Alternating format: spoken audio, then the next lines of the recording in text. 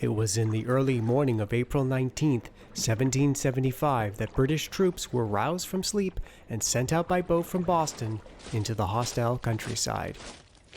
But instead of assembling full regiments together, the British opted to call only on the flank companies, the light infantry and grenadiers.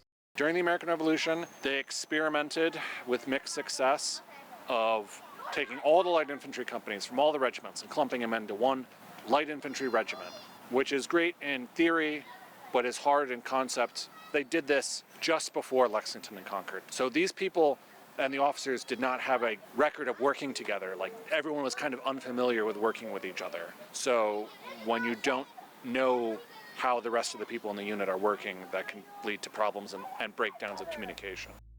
The following is a diary entry by John Barker, a lieutenant in the 4th Regiment Light Infantry Company.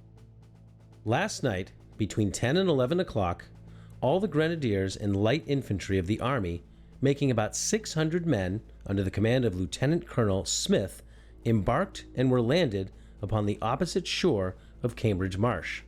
Few but the commanding officers knew what expeditions we were going upon. After going a few miles, we learned that about 5 miles down the road, in a town called Lexington, there were hundreds of people collected together intending to oppose us.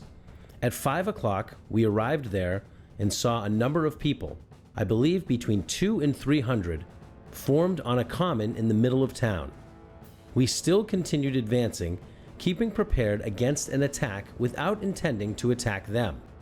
But on our coming near them, they fired 1 or 2 shots, upon which our men, without any orders, rushed in upon them, fired, and put them to flight. Several of them were killed. We had a man of the 10th Light Infantry wounded, nobody else hurt. Nobody knows quite how the battle started, but it was the British who did the shooting and killed 8 people on the green. I mean, we call it a battle, but as far as we know, there was almost no return fire from the Americans.